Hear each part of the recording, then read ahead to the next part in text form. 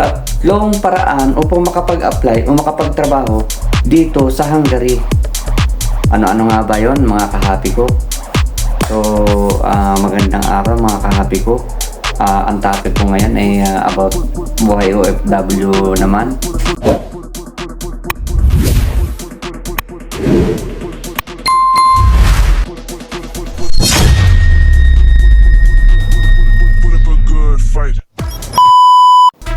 Okay mga kahapi ko, hindi ko na patatagalin pa.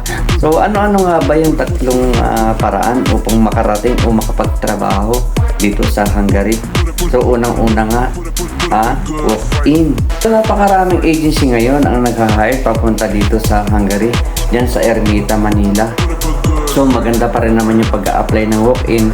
Kaya nga lang, dapat sigurado kayong may impormasyon kayo na may applyan o may hiring sa mga agency na pupuntahan nyo para hindi naman sayang ang lakad nyo mga kahapi ko. Okay, yun nga kahapi ko.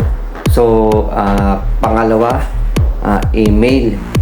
So, maganda yung email. Dyan ako na-hire mga kahapi ko. So, sa email, marami tayong source mga kahapi ko.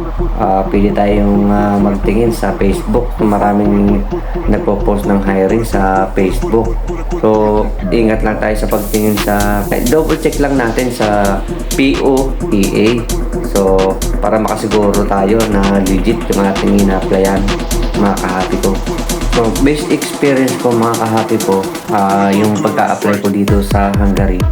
So, nakita ko lang sa Facebook din yung mga website ng agency. So, ang agency ko nga pala ay Pilor. So, nag-apply ako sa via email. So, ang technical lang sa pag-apply sa email, eksakto niya sa oras.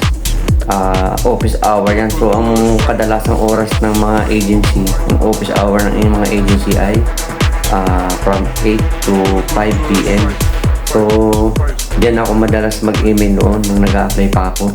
So, pag nagpasa ako ng email, dinadamihan ko yung email ko. Araw-araw talagang as in nagpapasa ako ng email. So, gandahan nyo rin yung format ng email nyo. Dapat kompleto yung mga experience nyo. So, mas pag sinuwerte kayo sa pagpapasa at napili kayo, tatawagan naman nila kayo niyan. So, ganun lang mga kahapi ko. So, mga kahapi ko, ito na nga yung pangatlo. So, mga kahapi ko, tunay na napakaswerte yung mga nakarating dito dahil sa pangatlo na to. So, ano nga ba yung pangatlong paraan para makarating dito? Pangatlo ay referral. So, ano nga ba yung referral? So, yung referral, kung meron kang kakilala dito, for example, kapatid mo, pinsan mo, kaibigan mo. So, yung kaibigan mo na yun, for example, ni-refer ka sa company. So, pag ni-refer ka sa company, yung company, magpipigback sa agency dyan sa Pilipinas kung saan ka nag-apply. So, napakabilis ng proseso kapag ni-refer ka. So, yun mga kahapi ko. So, yun nga mga kahapi ko, ang tatlong paraan upang makarating dito sa Hungary.